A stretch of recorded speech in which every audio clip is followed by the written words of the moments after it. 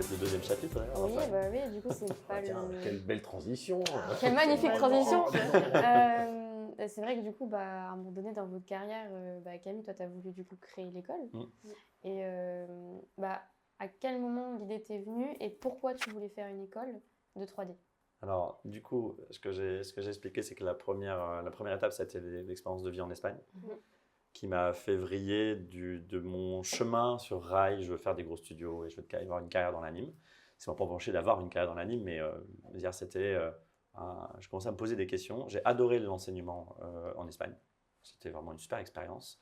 Moi, je suis issu d'un milieu familial ma mère et ses frères et sœurs étaient instits, ma femme l'était à ce moment-là.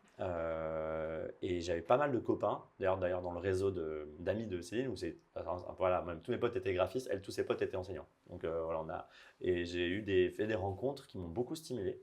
Et je me suis vraiment pris de passion un peu pour la pédagogie de manière intrinsèque, la théorie, les choses qui se pratiquent. J'ai vraiment des amis, mon plus vieux copain que j'ai depuis que j'ai 4 ans, on va dire, il est prof de maths, c'est quelqu'un qui m'a beaucoup inspiré dans sa vie et tout.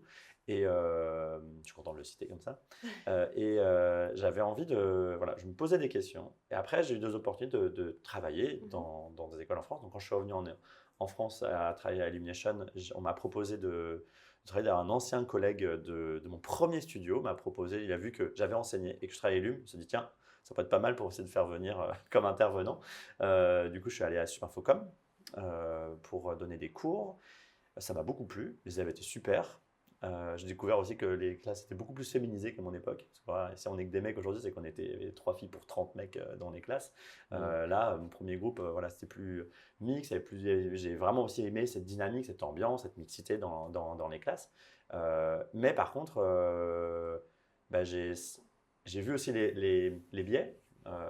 Donc le fait qu'on me donnait carte blanche, clairement, sur Infocom, j'arrivais, je faisais mon cours, masterclass, petit groupe, je mettais en pratique des choses qu'on ne met pas forcément en pratique ici, mais parce qu'on a d'autres outils. Mais par exemple, ce que je faisais, c'est qu'à chaque fois que je faisais une masterclass, mais même je le faisais en Espagne, et c'est aussi parce que je vais vite que je pouvais le faire, c'est que j'animais en même temps que mes élèves. Donc je suivais une 10-12 élèves, et mon but c'était de livrer en même temps qu'eux. Donc j'animais, et du coup pendant qu'ils ne m'appelaient pas, j'animais devant eux projetés. Okay. Oui, ouais, je vois. Et c'est un truc qui m'a beaucoup plu, ça marchait bien. Et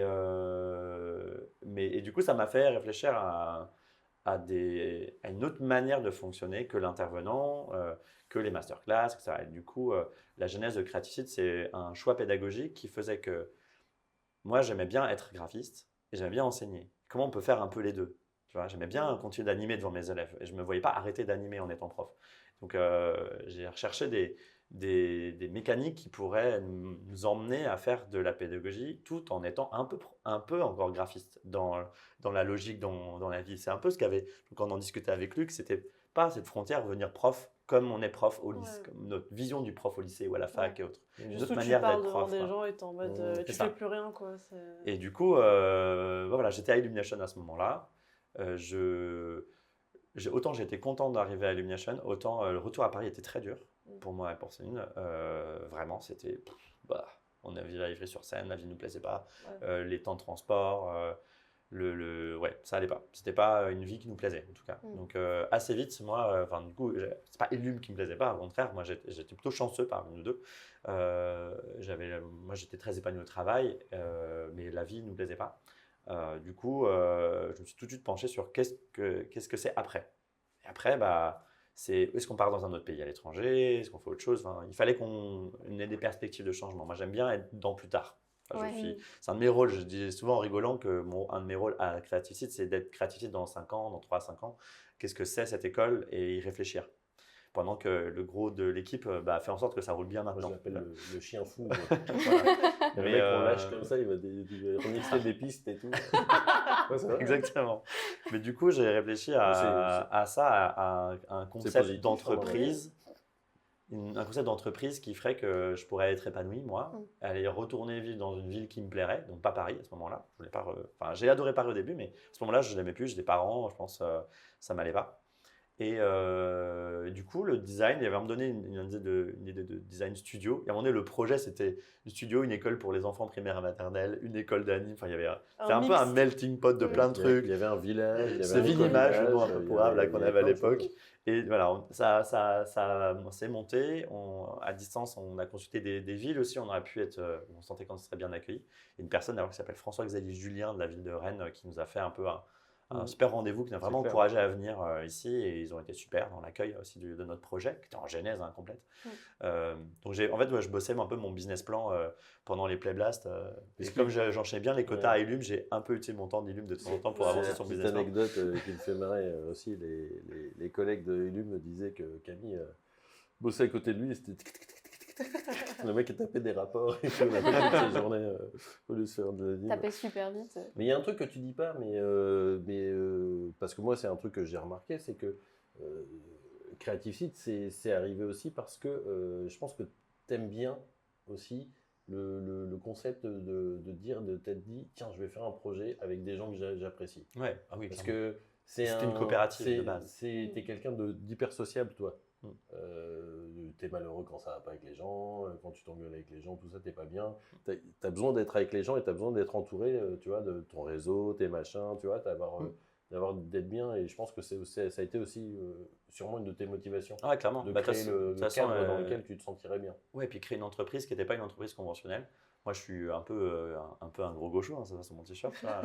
Et c'est vrai que même si c'est sympa de manger des petits fours au Maxim's, etc., j'ai vraiment la boîte Universal et tout, il y a un peu ce côté stress. C'est très excitant, je ne vais pas cracher dans la soupe.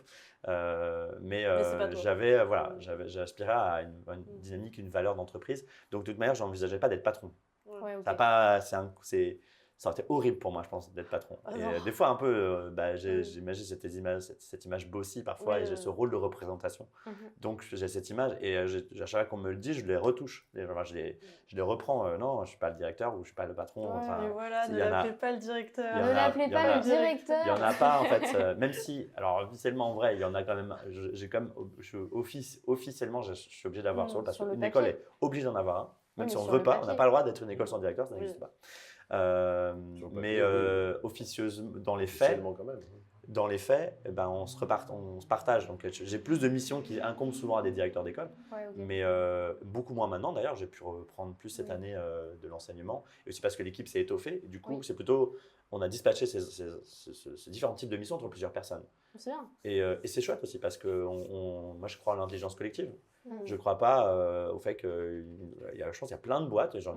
J'ai pas mal étudié des boîtes différentes. J'ai rencontré des chefs d'entreprise dans le côté genèse de boîte. On rentre dans une sorte de bulle de gens, chambre de commerce, machin, etc. Et il y a plein de boîtes qui sont pétées la gueule juste parce que les gens ils pensent qu'ils ont tout le temps raison, ils ont tort et personne ne leur dit. Et du coup ils se cassent la gueule. Et moi j'ai pas que des bonnes idées tout le temps. Et clairement c'est grâce à la dynamique collaborative que les bonnes idées sont celles qui sont retenues et les mauvaises on les met de côté. Et cette dynamique là, un peu comme quand on pitch des projets, qu'on bosse au film. C'est l'intelligence du projet, c'est d'avoir fait appel à plein de gens, quoi. Ouais, ma grosse fierté, c'est d'avoir réussi à convaincre tous ces gens de bosser bénévolement pour une école qui n'existait pas encore sans salaire, parce qu'on a accumulé beaucoup de temps bénévole pour que l'école existe. Parce qu'on voulait qu'elle soit, nous, une petite école comme nous. D'ailleurs, tout le monde ne s'est pas lancé au début. Qui veut Voilà. moi, Luc et Pâques, on est les 3 premiers à cette... Et comme on a été dès la première, surtout on s'est lancé avant que l'école existe. Et Fabien, ne l'oublions pas parce que je l'ai embarqué aussi. Et puis Céline en absolu aussi qui était derrière. Oui. Le début, c'était vachement excitant. Je me rappelle cette première location de ce lieu vide, ça c'est chez nous, acheter, emprunter, des trucs. Elle a créé la genèse de la boîte, mais pour que quand on a ouvert, c'est pas comme quand nous on a fait nos études. Il n'y a pas beaucoup d'écoles quand on était. Là, il y en avait vraiment plus. Il n'y a pas encore les très gros groupes. Avec 10-15 campus. Ça, c'est vraiment arrivé dans les 10 dernières années. Dans les dernières années, là, ils émergeaient en fait. Tu vois. Ah oui, ils avaient commencé. Et puis l'ESMA, c'est pas un aussi grand groupe. Les très groupes, c'est Innov, Brassard, etc. C'était encore leur début. Ils n'étaient pas encore aussi. Énorme. Nous, quand on a démarré, on était la 4e école à Rennes. On a eu 11 aujourd'hui, on a 2 confirmés. Imaginez le nombre d'écoles qui ont ouvert dans les 6 dernières années, c'est vraiment impressionnant. Donc, quand on est arrivé, globalement, le marché était au top. Il y avait beaucoup de travail et il y avait encore de la place. Et en Bretagne, il n'y avait pas beaucoup de concurrence. Ouais. Donc, on est arrivé en Bretagne, on s'est lancé. Et pour que ça marche, il fallait qu'on soit les meilleurs possibles. Parce qu'on n'avait pas la com, on n'avait rien, enfin, on n'avait pas la taille, l'aura. Du coup, il fallait juste que ce soit le plus qualitatif possible. Du coup, on a dépensé notre temps sans compter. Et notre première promo, il y avait 16 élèves, il y avait 4 profs avec eux, quoi, tout le temps. Très vite, À créer le contenu, à bosser. Il y a des gens qui sont venus très très vite. Hein. On a fait, parce que Pierre-Antoine s'occupait de toute la partie administrative, Camille mettait bien les doigts dedans aussi. J'ai donné des cours de bowling. Oh waouh! Mathieu Négrel est venu, Jean-Michel il est arrivé vite. Dans la première vague, il y avait déjà Jean-Michel, il était dans la première vague. Ouais. Et on était 7 premiers associés, puis après 6 sont arrivés. On a été vite 13 associés fondateurs. Ok, ouais. Et du coup, normalement, vous êtes à peu près tous à la même égalité. On est à la même égalité Ouais, salariale et on répartit la charge de travail. On a tous un droit de vote dans l'école, on a tous le même. On est tous égaux. Vous avez tous le même statut du coup. Parce que, du coup... officiellement non, mais entre eux, oui. Non, même officiellement. Il y a juste un papier où il faut être. Il y a différents types de déclarations, mais sur les statuts de l'entreprise, on est tous pareils. Si quelqu'un doit aller en prison, juste c'est Camille. Pour le reste, on est égaux. Non, c'est pas vrai. Quand on déclare, on est mandataires sociaux, donc on est 2 avec Pierre-Antoine à avoir le droit de signer les papiers. On représente l'équipe pour signer. Et sur une autre déclaration d'établissement au niveau du rectorat, il fallait un directeur et c'est moi. Et j'ai fait une VAE auprès d'Artefix pour avoir le même diplôme qu'Artefix, donc j'ai le même diplôme que vous. Parce que sinon, je n'avais pas le droit d'être directeur. Ah oui, d'accord. Parce que je n'avais pas de diplôme. En fait, mon école, elle ne diplômait pas à l'époque. Donc j'ai toute ma carrière sans diplôme, d'ailleurs, en passant. J'étais le seul à avoir un diplôme dans l'époque. Et du coup, Luc, mais ce n'était pas un diplôme avec d'assez d'années. Comme on a un diplôme en 5 ans, il fallait que ce soit un diplôme équivalent au nombre d'années scolaires que vous faites. Moi, j'avais farfouillé un petit peu et j'avais vu que du coup, seule information que j'ai trouvée sur Internet sur Luc, c'est que tu étais propriétaire de l'école. Ah oui? Oui. T'es propriétaire? Enfin, avec tout le monde. C'est quoi ce terme? Tu vas vendre que l'école vous appartient, quoi, du coup. Du coup, voilà, j'ai dit propriétaire, mais que... on est tous notre propre patron de l'entreprise. Du coup, j'ai pas vu pour Camille, mais j'ai eu pour... Ah ouais, c'est rigolo. C'était très drôle. Moi, tu sais, sur Internet, tu tombes sur des trucs. Tu sais, il y a des gens, je sais pas, il y a des gens, ils te font ta fiche sur un site IMDb, j'ai 2-3 infos, mais il n'y a que 2-3 infos. Il manque 15 ans de ta vie professionnelle, mais il y a quelqu'un qui a quand même mis 2-3 trucs, je sais pas pourquoi. Tu l'as vu, c'est dit. Alors que Camille, il y avait genre, je sais pas combien de sites sur des interviews, genre, surtout sur l'école en vrai. Oui, c'est t'en ça. avais beaucoup. En fait, avant l'école, le mec que tu représentes, je faisais pas grand chose. C'est le représentant, tu le vois tout le temps. Même à un moment donné, mon pôle, c'était relations publiques. Quoi. Et moi, ça me va bien que ce soit lui. C'est génial. Ouais, parce que globalement, Pâques et toi, vous n'étiez pas au taquet pour aller sur les. Serrer les mains toute la journée, vendre le projet. Disons que dans l'équipe, c'est clair que Camille, c'est ce qu'on appelle le porteur de projet. Donc, Camille, il a, même aujourd'hui, même si énormément de gens sont venus pour prendre à plein temps leur plein de charges, ça reste quelqu'un qui a dans la tête plein de trucs. Il connaît les chiffres, il connaît machin, il connaît les gens, il a serré la poignée à machin, il sait qu'il y a ça qui se passe en ce moment là-dessus. C'est pas moi qu'on envoie pour faire ce truc. Après, il y en a d'autres dans l'équipe, on sent qu'ils ont cette fibre-là et ils le font sur d'autres biais. Mathieu sur certains axes, Alexis sur son réseau école, Jean-Michel surtout au niveau des studios, Cyrielle qui est arrivée un peu plus après, qui elle est vraiment prise pour ça en fait. Oui, puis elle a un réseau. Pierre-Antoine qui a tout son réseau aussi. Et Pierre-Antoine, lui, il était moins sur l'aspect réseau social. Par contre, sur organisation, on va dire tenir l'aspect économique et tout de la boîte, ça c'est des choses, mais il n'était pas forcément trop taquet pour aller serrer des mains d'élus, faire des rencontres comme ça. C'est un travail spécial, tout le monde n'est pas. En fait, il faut être très, très, très en confiance. Ouais. Et je pense que moi, mon aisance, c'est que je connais le projet Creativist par cœur de l'aspect pédagogique, ce qu'avait moins Pierre-Antoine, où il était moins à l'aise. Il ne vient pas de la 3D. Du coup, il était moins à l'aise sur cette partie-là. Donc moi, j'avais cette partie-là, plus le côté comment c'est financé, comment ça fonctionne. De toute la genèse, etc. Et du réseau en plus étendu à la fois côté studio et maintenant côté local, c'est-à-dire vie politique, culturelle, etc. C'est un truc qui m'intéresse beaucoup aujourd'hui. Je ne l'enlèverai pas complètement, en tout cas, de mon quotidien. Je fais mi-temps maintenant. Pendant un temps, c'était plutôt 80% ça, 20% enseignement. Là, cette année, c'est mi-temps enseignement et mi-temps ça. Du coup, Luc, toi, tu étais là dès le début. Ouais, mais qu'est-ce qui t'a donné envie de faire De partir. de partir J'arrivais, j'allais où je venais de fêter mes 40 ans. Ça faisait déjà quelques années que je cherchais un peu. Avec Fabienne, on s'était rencontrés depuis plusieurs années. On avait Soline, ma fille, était née. Et puis voilà, l'arrivée de Soline, un peu comme Camille, tu vois, ça m'a un peu. Bon, on habite, c'était sympa à Paris, mais bon, on commence un peu à se poser des questions. Qu'est-ce que je vais faire après, quoi. Moi, j'avais déjà pas mal d'années chez Illumination. Le rythme était un petit peu trop régulier. Donc je commençais un petit peu à m'ennuyer, en fait. C'est un peu redondant, quoi. Donc je cherchais, et j'ai cherché. Je suis même allé vers Angoulême, prospecter, faire le tour, aller serrer la main de tous les gens, tu vois, mettre mon pied, sonner, poum, bonjour, c'est moi, je cherche du taf peut-être, je suis en train de... J'ai prospecté un peu partout, tu vois, Angoulême surtout parce que comme il y a beaucoup de boulot, j'avais pas envie de changer de boîte et de déménager avec une famille tout le temps. Donc voilà, je commençais à chercher un peu c'était quoi le prochain move, quoi, le prochain step. Et du coup, Camille me parle à un moment, parce que il vous racontait tout à l'heure qu'on faisait des pancartes, il faisait des pancartes, on a fait des pancartes ensemble aussi sur des manifs, et c'est là qu'on s'est rencontrés. Manif, tout le monde en jaune, des mignons qui ont manifesté pour le statut intermittent. C'était pas terrible d'ailleurs la couleur jaune, je l'ai appris après coup. Il faut avoir un peu de culture, les jaunes c'était les casseurs de grève, on a fait ça. Et en fait du coup, enfin bref, une autre anecdote, on pourrait arriver. C'est sur cette grève que vous êtes rencontrés, non? Ouais. C'était là-dessus, et puis voilà, parce qu'on n'était pas sur le même projet, on était dans le même bâtiment, mais pas sur le même projet. On a eu un moment ensemble, rapproché par mignon mais pas longtemps. Ouais. Mais après, quand t'es voilà, Illumination, c'était 400, 500 personnes. C'est devenu grand. Tu connais pas tout le monde au bout d'un moment, tu vois un peu quitter, mais bref. Donc on s'est rencontrés là-dessus, et il m'a parlé du projet. Je me suis dit, peut-être que ça pourrait être sympa, etc. Donc on a fait plusieurs réunions chez toi. Je me souviens, on avait rencontré plein de gens. Des discussions en coréen. Plein de gens, des discussions en coréen, des petits restos coréens qu'on a fait régulièrement. Et puis voilà, ça se met en place. Lui, je le vois, il bosse à fond. Moi, je suis encore pas mal dans ma 3D, dans mes trucs. Et puis un jour, je dis, bon, allez, ok, pourquoi pas, on se lance. 2 jours après, j'arrive, je lui dis, écoute, non, ça craint ton truc. Le mec référateur en mode non. Je le sens pas, ton bordel et tout, laisse tomber tout. Voilà, et 10 ans après, regarde. Et regarde où il est. 2-3 nuits après, tu sais, où tu es dans ton lit, tu fais, je crois que je suis en train de faire une connerie, peut-être que je devrais peut-être y aller. Et parce qu'il fallait se lancer, quoi, aussi. Oui, ça fait peur. Il fallait se lancer, et moi, tu vois, j'avais...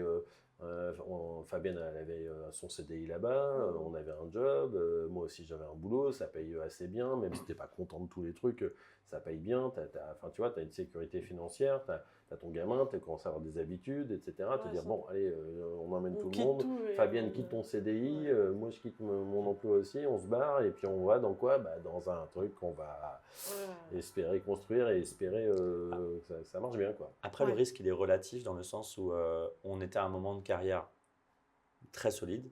Donc, retrouver du travail, ça marchait pas, c'était assez facile à ce moment-là. On ne se voyait pas en difficulté pour revenir. Oui, voilà. Et en plus de ça... Tu t'absentes de la scène pendant 1 an, 2 ans, tu reviens, ça va, les gens te connaissent encore. Et puis, c'est plus facile à faire quand on sort d'Illum, qu'on a eu plusieurs bonus pools après des longs métrages. Donc, en fait, on a aussi un petit édredon financier. Voilà, parce que on peut bien en vivre, on a bien vécu ce boulot-là à ce moment-là. Merci aussi l'intermittence, parce que l'intermittence, avoir un peu de temps devant nous. Mine de rien, on est arrivé en sachant qu'au bout d'un moment, on s'était mis d'accord, allez, de toute façon, il y a un moment, il va falloir y aller, donc on va se lancer. Camille est parti un petit peu avant moi. D'ailleurs, tu nous as même aidé, on t'a envoyé visiter la maison qu'on avait trouvée sur Internet, en location. Enfin bref, moi quand je suis arrivé, j'ai blindé mon quota d'heures de mon statut. J'étais à donf au niveau de mes droits. Et puis, donc c'était prévu, tac, en août, 1er août, je pars. C'est stratégique quand même quand tu pars. Tout dans la camion. Je suis arrivé le 1er août, dans la petite maison de location autour de Rennes. Et là, on est parti. Il fallait quand même se blinder avant pour pouvoir commencer le projet. Entre guillemets, safe aussi pour vous. Cette histoire, en tout cas moi, c'est le point de vue que j'en ai, c'est qu'on a très très vite été épaulé par aussi bien des gens qui étaient à l'origine du projet avec nous, qui étaient partenaires, qui ont investi de l'argent avec nous, qui ont mis aussi des billes, pas que financières, qui ont aussi mis de l'énergie pour développer plein de choses. Je pense Mathieu Négrel qui est venu, qui nous a donné vachement de coups de main au début, qui nous a aidé setuper le ShotGrid qu'on avait pour la gestion des projets. Et puis on a rencontré très vite aussi plein de gens hyper intéressants et hyper volontaires qui ont été séduits par le projet parce que c'est une école complètement atypique, quoi. Et du coup, on a eu tous les profs que vous connaissez aujourd'hui, tous les gens non profs également, hein, qui sont là et sans qui l'école ne tiendrait pas.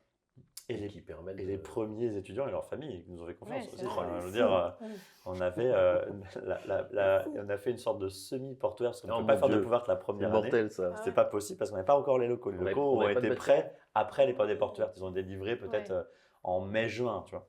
Et on a fait un rendez-vous parce qu'on a fait un salon.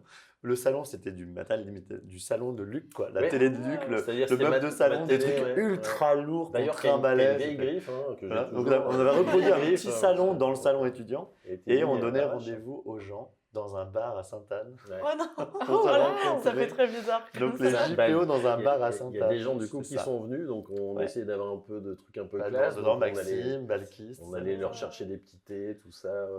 On leur payait un petit coup à boire, tu vois, histoire de... Mais ouais, il y a des gens qui nous ont fait confiance, quoi.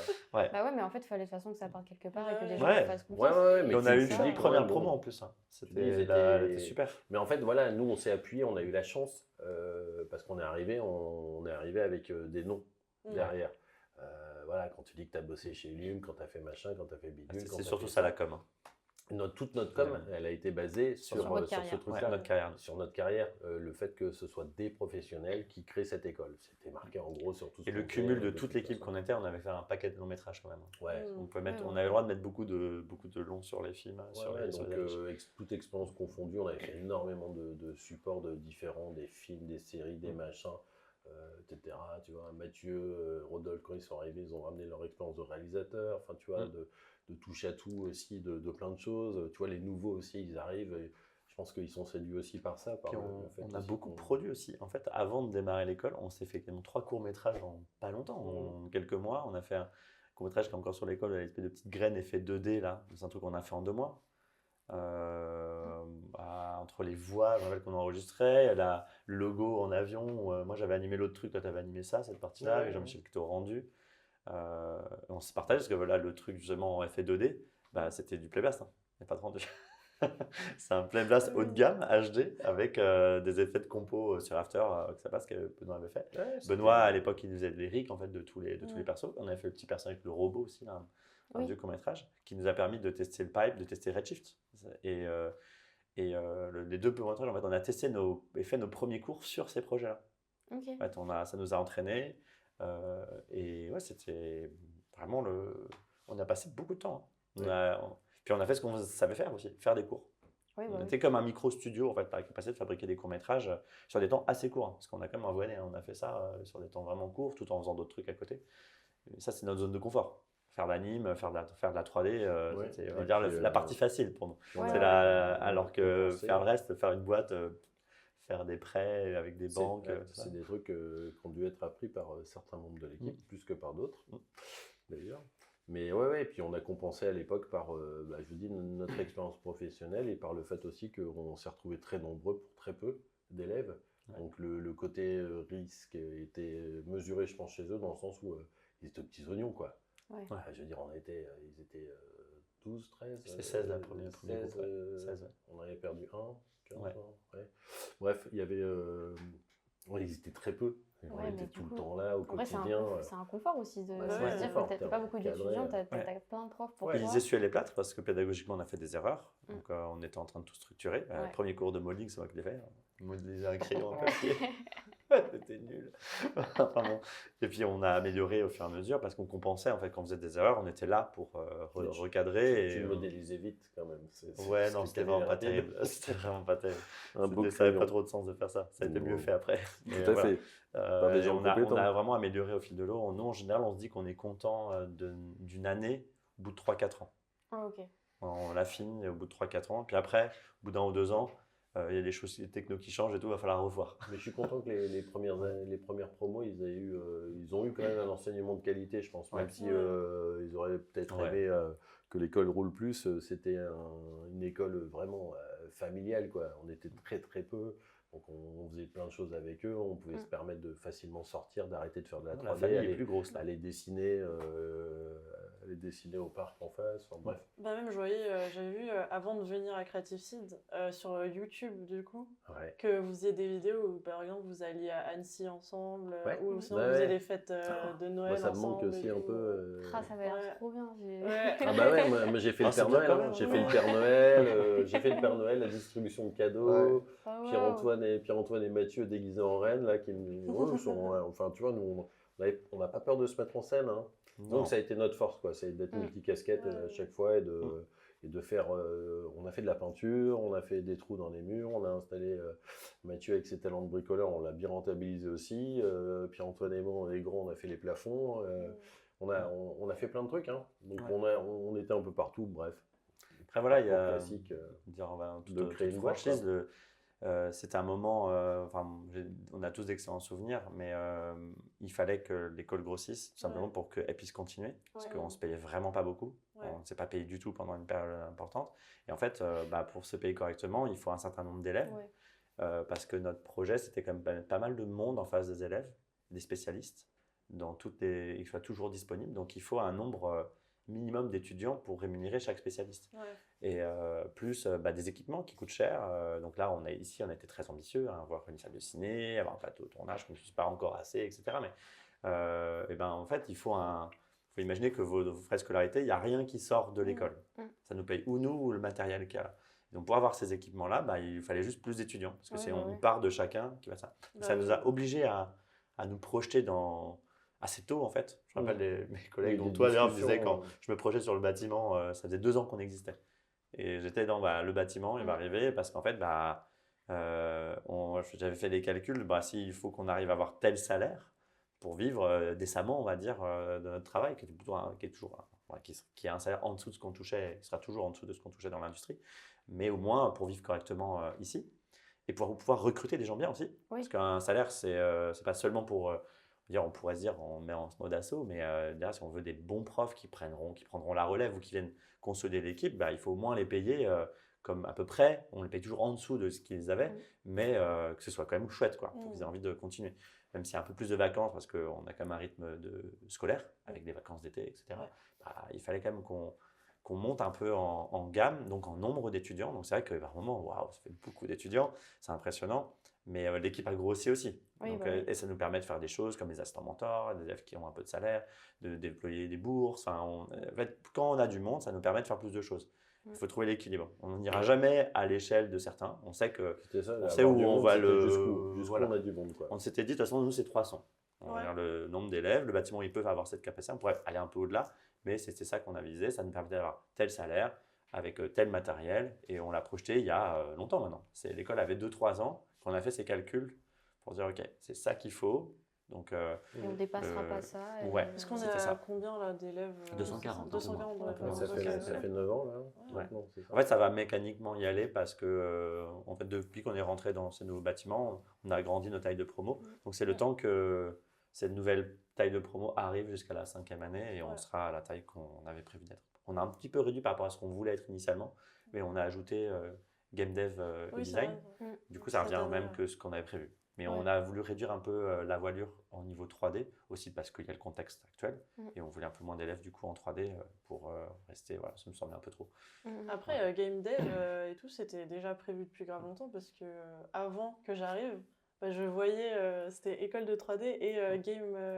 En fait, c'était surtout qu'on faisait que du game art initialement. Et le jeu, ça fait longtemps qu'on voulait le faire, mais on ne sait pas encore par quel biais l'aborder. Et on se disait, est-ce qu'on peut, pendant un moment, on se disait, tu as des partenariats avec des écoles d'ingé qui feraient le dev, etc. Et en fait, c'est trop compliqué. Les plannings sont trop différents. On a pas mal essayé côté université et essayer de trouver. C'est pour ça qu'on bosse avec l'université. On a fait du lien avec eux. Mais vraiment, faire bosser nos étudiants ensemble, c'est vachement compliqué. C'est pas du tout la même temporalité. Et du coup, on s'est dit, si on veut vraiment fabriquer des jeux, il faut qu'on fasse nous-mêmes la programmation. Donc c'est pour ça qu'on a ouvert cette partie-là et qui nous permettra de faire d'ici quelques années des projets de 3e année, 5e année, jeux vidéo en parallèle des films. Là c'est la première année. C'est le début. Et ils ont déjà sorti le truc qui était assez cool. Franchement on a testé. Mais il n'y a pas encore les projets collectifs avec vraiment les 3D qui font. J'ai hâte d'arriver à ce moment-là. J'ai hâte de voir ça. À bosser pour quand il y aura des petits trailers. des jeux et tout. Mais même on des sera tests. plus là. On sera plus là. Vous ne serez plus là, vous reviendrez. On continuera le podcast. De toute façon, vous êtes toujours un peu à la maison. Hein. Les étudiants ici, tu vois, la plupart ceux qui sont contents, ils On reviennent. fera une très grosse stuff pour les 10 ans. Oh ouais. Oh, tu t'es engagé là. Si, on fera une grosse Vous avez stuff. entendu, c'est enregistré. On en parle depuis 5-6 ans. À 10 ans, on fera une grosse stuff. Pour les 10 ans, il y aura une grosse On a stuff. fait une stuff sympa pour l'inauguration Oui, ici. c'était super. C'était trop bien. Voilà. Et je pense qu'on fera au moins un truc cool comme ça pour les 10 ans. Même un peu mieux, parce que je vous avouerai que le jour où on l'a fait, on était tous rincés. On était rincés. Faut le bon moment, faut pas qu'on soit rincé. Faut trouver la bonne date dans l'année, parce qu'on avait fait aussi, c'était. On avait en fait, après la rentrée, fait, et la rentrée, en fait, nous, la rentrée dure 3 mois à peu près, je pense. Mm. On sort de la rentrée au bout de 3 mois. Oui, non, mais oui, en vrai, de vrai. Oui. Après, il y a un peu de creux et après, on prépare la fin d'année. Là, la période les de jurys, rentrée, les machins, intense, tout ça. La rentrée, c'est toujours assez sport. Parce que vous nous voyez en face à face avec vous, mais en fait, on fait plein de trucs partout. Non, mais oui, vous courez partout, en vrai. Enfin, ça se voit même. Ça, on est dans les murs. Vous me voyez courir physiquement, moi, j'ai tendance à courir. Oui, en vrai, vous êtes partout. Enfin, vous êtes mentor, à la fois, vous devez gérer des trucs pour l'école, etc. Il y a plein de choses que nous, on ne voit pas. C'est vrai que du coup, des fois, on pop dans vos bureaux en mode j'ai besoin d'aide et tout. Et en fait, c'est juste qu'on ne voit pas tout l'aspect de ce que vous faites à côté. Oui, et puis nous que vous voyez tous les jours, mais derrière toute l'équipe qu'on appelle aujourd'hui l'équipe support, la com, l'administratif, les RP, etc., ils sont tous en train ils sont multitâches aussi à faire plein de trucs. Hein. Déjà, juste tu croises souvent un Léo avec une mallette à outils et il sert des poignes à des gens dans le Mais c'est vraiment le nombre de personnes vu que, en tout cas, notre open space aux environs 4e, 3e année, c'est vraiment devant la porte pour rentrer. Et des fois, je lève la tête et je vois, il y a vraiment des gens qui rentrent et des fois, ils ont des armoires, des trucs et tout. Je me dis, qu'est-ce qui se passe? C'est normal, ne vous inquiétez pas. Vraiment, c'est trop bien. Mais ça se voit qu'au fur et à mesure, l'école, elle continue à step up finalement, work in progress. C'est ça. Moi, j'ai hâte parce qu'on va se stabiliser. On est proche de la stabilisation là, déjà. Et c'est agréable aussi. Ça nous permet de réfléchir à d'autres projets. Ça permet aussi de voir aussi l'énergie qui émane des élèves, de vous, tu vois. Là, ça, c'est génial ce que vous faites là. C'est super, tu vois. Nous, on n'est pas l'initiative de ça. C'est parti d'un délire entre copines. Tu crois que voilà, c'est parti d'un délire aussi. Et si on faisait une école, t'es con. Vas-y, hop, on y va. Et si on faisait un podcast? Et si on faisait un podcast, c'est super. Et vous faites des podcasts, vous améliorez, tu vois. Et ça se construit. Et nous, de voir ce genre de trucs se faire, c'est un peu l'idée aussi dans l'école, tu vois. Les clubs, le club ciné, le club machin, il y en a, ils font moi j'adore les jeux de rôle, tac, bon bah vas-y, on a des locaux, vas-y, éclate-toi. Il y a plein de trucs géniaux qui se passent et ça, c'est excitant aussi pour nous. En fait, on a assez de liberté pour créer de nous-mêmes et du coup, je trouve ça trop bien. L'autonomie, tout ça, c'est un truc sur lequel on espère bien vous voir. Il n'y a pas d'âge pour avoir envie de se lancer. J'avais entre 28 et 29, je me rappelle plus quand on a lancé le concept de l'école. J'étais assez jeune. On le dit pas, mais en vrai, l'école nous aide de ouf. Genre, la Pilou nous a aidé pour les micros. Merci Pilou. Merci Pilou. Même Guillaume, Mathieu, il nous avait aidé pour le premier podcast à mettre les caméras, le son et tout. Il nous a encore aidé à trouver les trépieds. Et même là, on nous laisse une salle. On a mis un matos de fou, on a mis une plante. Franchement, pour le premier podcast, c'était vraiment pas la même. On a des chouquettes. Il y a des chouquettes. Je tiens à le dire aux 3 premiers qui ont fait le premier podcast. Nous, on est chouquettes. Désolée. Désolée, Mathieu. Attendez, je vais peut-être en reprendre une. Non, mais il y aura un épisode 2 avec vous. Mais c'est vraiment montrer dans 10 ans. En fait, on est accompagné même dans nos projets personnels et c'est vraiment cool. Puis soutenu tant mieux. Parce qu'en vrai, c'est aussi bien de voir, tu vois, les mentors qui viennent vers nous, dire je l'ai écouté. Et du coup, c'est agréable aussi de savoir qu'on serait quand même bête de ne pas soutenir ce genre de trucs. Bah ouais. C'est bien. Il y a des projets que je ne soutiendrai pas. Mais non, le vôtre est. On va faire un feu de camp sur la terrasse. Non. On va brûler l'école. Sur la terrasse en bois, c'est pas terrible. C'est un peu bête quand même. Et pour nous, c'est gratifiant que vous vous sentiez à l'aise à faire ça. Oui, et puis c'est fou. Et puis il y a vraiment le matériel aussi pour. Et l'école nous le fournit, donc bon, à un moment donné, nous, on sera plus là, donc il faudra qu'on ait notre propre matériel. Ouais. Mais là, pour le moment, c'est vraiment cool parce qu'on peut faire les débuts de manière plus simple et un peu commencer à se familiariser avec tout ça. Et du coup, bah, c'est sympa d'avoir une école comme ça aussi, quoi. C'était l'importance de, justement, de grossir un peu pour avoir aussi tout ça, tout cet Ouais. espace, tous ces équipements et pouvoir piocher dedans quand on en a besoin, quoi. Ouais. Au début, on n'avait pas quand même le même matos. Hein. Ouais. C'est monté en gamme petit à petit. Hein. Ouais, mais bon. Voilà. Du coup, il y a des étudiants qui ont un peu d'appréhension par rapport au passage à niveau en anime. Quel genre de... Est-ce que vous en avez déjà parlé sur vos appréhensions Passage d'année, c'est ça? Ouais, enfin d'année et aussi en termes, je pense aussi de... Je pense step dans up, le milieu aussi, ouais. comment on step up. Enfin, comme vous l'avez déjà un petit peu dit, mais du coup là c'est un petit récap du fin. Ouais, puis c'est bien, je pense que aussi c'est... Donc c'est plus orienté sur le monde professionnel que... Un peu des deux, je pense. Un peu Bah, des deux. pour les étudiants et en même temps pour Ok, ça roule. les... Ouais. ceux qui Parce travaillent. que c'est bien, parce que finalement on a parlé un peu de nos carrières, de nos moments, et puis c'est des... Voilà, ça date, quoi. Donc c'était pas du tout le même contexte, tout ça. Donc je pense qu'aujourd'hui, sur comment step up dans l'industrie, comment trouver son premier job, le réseau. Le réseau, déjà, c'est un truc de fou. On le construit dès l'école, ça s'entretient, la manière dont on est. Bon, on est jeune, on sort, on se fait ses copains, etc. On fait des soirées, mais on se souviendra tous de, bah oui, si on a apprécié de bosser avec quelqu'un, s'il bossait bien, s'il était investi aussi dans son boulot.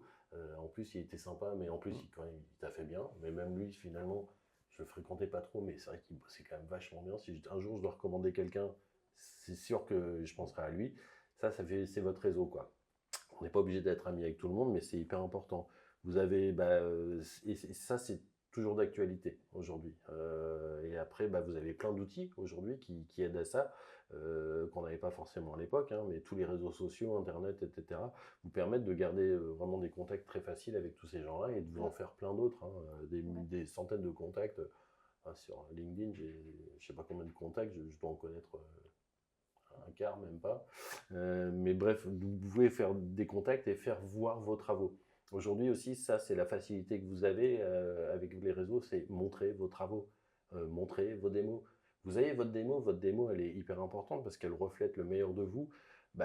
Faut la montrer, faut la republier, faut la partager. Tous vos potes, vos anciens profs, vos machins, vos collègues vont la republier, etc. Ça peut être vu, ça peut tourner. Et qui sait, vous aurez peut-être un job qui va venir à vous comme ça. Si des choses ne sont pas suffisamment bien pour être dans votre démo ou trop longues pour être dans votre démo, en animation, des fois on fait des plans séquences qui durent un peu longtemps, on ne va pas mettre 6 minutes, on cut, on garde que le meilleur, mais du coup, le reste, je le mets sur un réseau et du coup, je peux montrer régulièrement que je suis pas, même si je bosse pas, régulièrement, je poste quelque chose. Et il y a des gens qui l'ont très très bien géré. Hein. Il y a des gens, ils ont une réserve de plans qu'ils ont fait et ils les lâchent de temps en temps. Ouais, tu sais. Regardez, je fais des Et choses. du coup, voilà, je fais des choses. Moi, tu les as fait 6 mois avant, mais je fais des choses. Il faut rester proactif. Tu entretiens effectivement la manière dont tu vas être perçu. Et aujourd'hui, c'est beaucoup. Et on est conscient que c'est pas facile quand le marché est difficile, quand on fait du travail, des fois il y a le moral qui baisse, etc. On est toujours, tous nos anciens ils sont toujours les bienvenus pour nous aussi nous montrer leurs travaux, nous on fait des retours quand on peut. C'est se motiver à continuer de produire parce que moi ça te donne une légitimité à renvoyer ta démo parce que tu as fait une nouvelle chose dedans, etc. Donc ça relance un peu le système. Et si je devais dire un truc, parce que je repense à Plimpton là qu'on a vu ce matin en masterclass et tout, sur un truc keep it short. Il disait ça et il n'a pas tort sur ce truc-là. Je suis pas d'accord.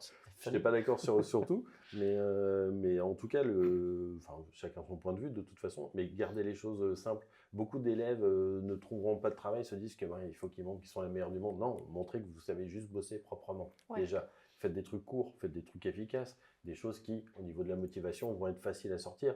Si je me lance sur un truc qui va me prendre 6 mois, je risque d'abandonner, le moral ne suivant pas. Je fais un petit projet de 2 semaines, au moins j'ai plus de chances de le finir, de le montrer, etc. Et je peux en montrer régulièrement. Et ça, c'est important aussi. Ouais, trouvez votre axe de motivation pour venir à l'école, les conseils pour l'école. La difficulté de l'animation, je le dis souvent, c'est de comparer un peu les différents départements. Vous êtes enviro. En enviro, je compare un peu plus ça à de la cuisine, au sens qu'on a les bonnes recettes, avec les bons outils, dire le bon chef qui vous a donné les bonnes recettes, tu les appliques bien, tu arrives à faire des choses assez gratifiantes. Si tu rates pas ton plat. En anime, ça ressemble plus à de la musique, tu vois, voire même à un violon. Et si tu sais pas jouer pour la première fois, t'as beau connaître la théorie, c'est vite dégueulasse. Ou au dessin aussi, tu vois. Et avant de maîtriser le geste. La métaphore est pas mal. La cuisine, j'aime bien pour l'anime aussi. Moi, je trouve que ça me fait plus penser à ça, tu vois, à ce côté musicien, à cette musicalité-là. Et moi, on en a pas mal parlé en début d'année, une de nos envies, c'est de pousser très rapidement l'étudiant à trouver son déclic. C'est quoi qui le motive, c'est quoi qui fait. Et à un moment où il se sent à l'aise un peu dans la méthode et la technique, et il s'amuse. Tant qu'il ne s'amuse pas, on sent que c'est laborieux, qu'il n'est pas motivé à finir son plan, qu'on est dans une dynamique un peu scolaire. Et le but, c'est de réussir à faire en sorte que ça, le kiff, il est là, et la sensation d'arriver à faire ce qu'on a dans la tête. Même si ça va exactement, même si c'est super cool, même si on met du temps un peu à polish. Cette étape-là en anime, elle est assez lente. En première année, genre, un des succès, je pense, de la section environ vient de ce côté aussi assez gratifiant. En anime, tu mets plus de temps. La courbe, elle est... Et puis après, quand ça part, ça part. Par contre. Et quand ça marche, ça marche. Allez, comme Guillaume, là, qui est là, c'est son déclic. Après, je trouve que par rapport à l'environ, moi, je vais parler de mon expérience personnelle, mais je trouve que moi, souvent, j'ai mon petit côté début lent. Et du coup, sur le moment, ça me déprime un peu, tu sais, c'est un peu là, ça déprime. C'est la team diesel. Ouais, et au bout d'un moment, genre, tu fais un petit sprint et tu ralentis, puis tu re-sprints d'un coup. Et moi, c'est comme ça que je fonctionne. Il y en a qui sprintent dès le départ. Et apprendre à se connaître pour trouver ses forces et ses faiblesses. Et du coup, quand je dis même des faiblesses, c'est négatif, mais non, en fait, c'est aussi tes forces à la fois. C'est ta force, c'est ta personnalité, donc tu trouves la méthode pour faire, quoi. Mais je suis d'accord sur l'animation, je trouve que ça ressemble un peu à. C'est en fait ta courbe de progression est lente. Le début, il y en a qui ont beaucoup d'instinct, qui arrivent, mais globalement, la progression est lente, donc on encourage nos étudiants à s'accrocher, parce que c'est pas facile le début de l'animation. Et à faire franchement, il faut garder les choses vraiment simples. Beaucoup de gens, on se bat constamment à l'école, au sein des prods à l'école, et on met du cadre à chaque année. Dis donc, il faut que je leur dise, là, ils m'ont tous fait 40 secondes, résultat, personne n'est capable de les tenir, et on fait un travail qui n'est pas gratifiant, ni pour eux, ni pour nous. Donc on met du cadre, on réduit, etc. On essaie vraiment de mettre des limites là-dessus, et donc voilà, un conseil à l'intérieur de l'école, c'est rester simple, c'est vraiment pas... Il y a un truc en anglais, en animation, c'est le KISS, Keep It Simple, et le deuxième S, Stupid. C'est bien pour se rappeler à chacun que non, garde les choses simples, en fait, il n'y a rien de honteux. Et quand tu gardes les choses simples, tu es efficace, tu es bon, si tu es bon, il n'y a pas besoin d'en foutre partout, quoi. Oui, puis c'est plus souvent quand tu te compliques la vie que finalement tu fais des tunnels et du coup tu t'en sors pas, et en fait au final... il faut y aller crescendo. Il faut aller crescendo. Chaque chose est simple. Le simple de l'un n'est pas le simple de l'autre. Oui, c'est sûr. Voilà, et tu vas crescendo. Moi, quand je pars sur des trucs, des fois, ça me semble simple pour moi. Je n'encourage pas les étudiants à partir de ces courts-métrages d'1 minute quand vous avez un peu de temps libre le week-end, quoi. Et après, tu vas crescendo, et quand tu dépasses un seuil, tu t'accapes au niveau d'après, quoi. Et tu avances crescendo. Et là, on parle de spécialité, on parle de niveau, on parle de compétences à l'intérieur de son domaine de prédilection. Mais il y a tous les soft skills, en français, je ne sais pas comment on dirait ça. Compétences humaines. Les compétences humaines, voilà, qui vous ramènent et qui sont les 3 premiers que vous avez accueillis, vous l'ont rappelé. C'est pas pour rien, et nous, on vous en reparle aussi parce que c'est hyper important. Et ça se voit dès l'école. Je veux dire, vous connaissez l'élève qui arrive tout le temps, il prend à la bourre, il arrive à 14h parce qu'il n'a pas envie, il part tôt parce qu'il n'est pas très motivé, vous n'avez pas forcément envie de bosser avec lui. Est-ce qu'on peut compter sur lui, est-ce qu'on ne peut pas compter sur lui? Donc très rapidement, je veux dire, il n'y a même pas un jugement de sa qualité de travail, c'est juste est-ce que je vais pouvoir compter sur cette personne? Est-ce que c'est quelqu'un avec qui j'ai envie de m'engager sur un process un peu long, un peu compliqué de relations humaines, parce qu'un boulot, c'est à plusieurs mains, on est sur un piano à 17 mains, là, il faut que la musique elle sorte quand même. Comment vous faites, quoi, quand la personne n'est pas là, quand vous ne pouvez pas lui faire confiance, c'est ça. Donc finalement, c'était Geoffrey, je crois, qui vous avait dit ça, quoi. Vaut mieux des fois bosser avec une personne un peu moins douée, mais de confiance, quoi. Quelqu'un qui sera là tous les jours. Ce que me disait Cécile Brossette à Élu, me disait, tu as bon, rapide, sympa, il faut être au moins 2 des 3. Tu peux, si tu as quelqu'un qui est très bon et très rapide, on le supporte, c'est bien un peu con. Tu peux être très rapide et très sympa. Et du coup, la rapidité et très sympa fait que tu vas finir par arriver et sortir un truc qui est bon. Voilà, il y a... Et le bon sympa. Et le bon sympa par rapide, ça passe. En fait, c'est un mélange de et quand tout, tu as les quoi. 3, c'est super. Mais il faut Machine au moins, de guerre. il faut au moins 2 des 3. Non, mais ceux-là, tu les aimes pas. Tu les aimes pas, ils sont parfaits, tout ça. C'est une machine, comme tu dis. Mais tu les fréquentes pas, c'est des cons. Les Glorieux, pauvres, tu sais, ils ont rien demandé. Il faut arrêter d'être parfait. Ouais, c'est ça. Conseil de Luc, arrêtez d'être parfait, on vous Arrêtez aime d'être pas. parfait, c'est chiant. Mais non, mais ça fait que tu te sens mal, toi, après. Parce qu'on en a tous quelques-uns en tête. Hein. Enfin, Oui, on les a. Hein. mais il y a en peut-être de... En plus, souvent, ils sont BG. En plus, pour vraiment t'appuyer sur la tronche. Là. Ils sont en train de scier leur frein comme ça, le soir, dans le parking. Après, il y a ce côté de... Ça, c'était un conseil de Mathieu, ne pas se comparer aux autres et plus se... Comparé à son ancien soi. Son ancien soi, ouais. Mmh. Parce que c'est un truc qu'il m'avait conseillé de faire et tout par rapport à moi. Mmh. Et je trouve que ça marche bien aussi, parce que si tu te compares aux autres, forcément, tu vas forcément plus te taper dessus. Et donc, ouais, le mec parfait à côté qui était... Et puis, tu te compares qu'au meilleur. Oui, Ouais, c'est ça. forcément. Tu vois, ça rejoint quand même une philosophie de dire qu'est-ce que j'ai envie de faire, qu'est-ce que j'ai envie de devenir. Mais tu peux aussi te comparer le risque en regardant les autres, c'est de te dire ah, mais je suis moins bon. Mais aussi, il y a des moments où, oh vache, moi en Ça te anime, motive. comment il a fait le type là Ouais. Et tu vois, tu regardes image par image, non, il a fait ça, mais le truc de fou, j'aurais jamais pensé.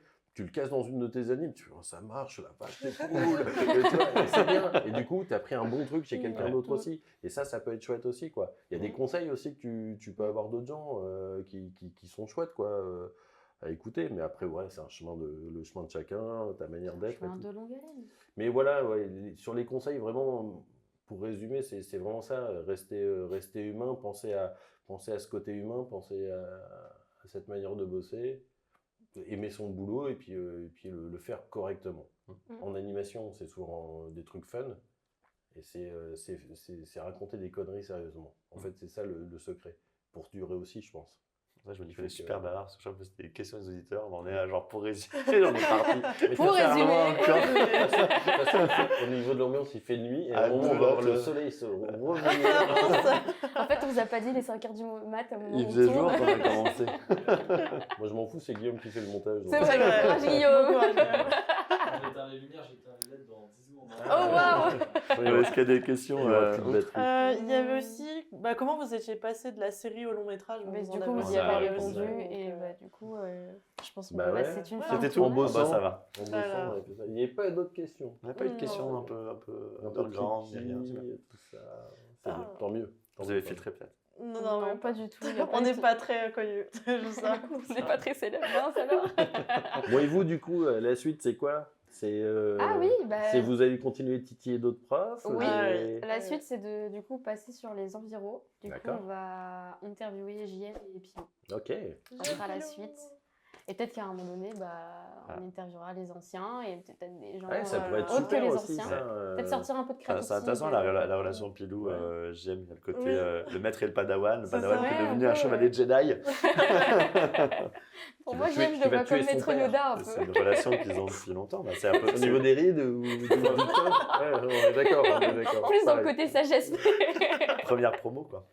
Ouais, c'est ça. Ouais. Non, mais c'est sympa, en tout cas, voilà, dans vos idées, tout ça, c'est agréable de voir ça. Mais d'autres profs, d'autres gens, des Ouais. élèves, des anciens, ça Ouais. peut être marrant aussi. Hein. Bah, c'est surtout D'avoir que autre chose que des quand- vieux croutons qui viennent nous parler, ça va être sympa. Non, mais c'est vrai, hein. Non, Pour mais oui. raconter, vous Bah, en chopez quelques-uns là dans les prochaines, la fête des 10 ans, vous en profitez pour choper les contacts, de ouf, on les arrive. tout premiers, tac, avec votre truc. Il y en a Une petite carte de visite. Ils passent Une carte 4 heures de leur 3D. soirée à faire un podcast. En vrai, ça serait fun, en vrai. En vrai, tu sais, tu t'installes un setup, genre au niveau de la salle de cinéma et t'interviews les gens. Ah oui, mais juste Ça serait- interviewer les gens Putain, mais comme vous ça. allez Ouais, bosser, ça vous serait allez tellement bosser toute la drôle, soirée. ouais. Hein. C'est pas grave. Moi, je kiffe. Après, tu passes C'est un pas- bon moment. enfin, Oui, enfin, ouais. Avant, il faut qu'il y ait des copains qui t'amènent des boires, des trucs à boire, etc. Mm. Et puis, Non, mais on aura volé un petit peu Voilà. le stock, Comme le je me rappelais, chips. je crois que l'inauguration qu'on avait fait, il y avait eu un groupe de gens dans Ah oui, c'est vrai, J'étais dans l'amphi. J'étais là. C'était en mode conférence, mais entre eux, quoi. Tu vois, genre, avec un public qui était un peu Tu là. maîtrises plus rien. T'as fait voilà. une école, tu maîtrises Voilà. plus. Il y avait un petit, on sentait qu'il y a un peu d'alcoolémie quand même. Il y avait un petit niveau, on était un. Ouais, c'était les gens étaient un long, peu hein. ambiancés, quoi. C'était long en plus, hein. J'avais filmé tout le truc et ça avait duré genre à peu près 1 heure. Ouais, quelque chose et je me souviens que genre, c'était Yuen, Gabin Ouais. et Léandre qui Oui, faisaient oui, ça. Ouais, ils sont drôles tous les trois en même temps. Déjà Et- de base. Ah, c'est drôle, des Déjà de animateurs. base, tu les mets ensemble, là, c'est. voilà, Finalement, c'est vous êtes les plus fun. Voilà. Après, cette année, on est calme. Hein. Les animateurs sont calmes. Hein. Quand tu vas dans l'open space anime, Ouais. ils C'est vrai bossent, qu'il n'y a pas un mot. ça n'a pas toujours été ça. Hein. Non. Vous en Il y a un était petit pas peu connus plus pour de bruit ça, quand mais- j'arrive pour dire bonjour à Maëlan, mais Ah bah bravo. désolée. Bon bah merci. Bah, Bah ouais, avec on va vous plaisir. laisser rentrer quand même. Ouais, parce que, peut-être nous aussi. retrouver vos familles aussi, ça peut être Ah pas oui. mal. Ah oui, merde, c'est vrai. J'ai une Désolé, j'arrive. Et bah écoutez, merci beaucoup d'être venu Bah, sur le merci à podcast. vous, c'était vraiment très sympa et tout, c'est marrant. Et bonne continuation surtout à Merci. vous. Et puis on espère vous Volontaire. interviewer dans 10 ans peut-être. Un Dans retour 10 ans. Pas forcément dans 10 ans, mais peut-être dans... peut-être qu'un jour on fera ça dans une méga salle et Ah qu'on ouais. invitera plein de gens et que ce serait là. Avec un truc, c'est un peu genre super cosy, tu sais, truc de pro de Ouais. son là. Ah tout. ouais. ouais. Ah ça c'est un rêve de toute une vie. Ouais, Oh, ça On s'organise avec la licorne. par exemple. Ouais, c'est vrai. Ça marche. C'est beau, c'est bien. Ok. c'est- Ouais, merci. on- Eh Bonne bah, soirée. Merci, bonne soirée. Clap de Clap de fin.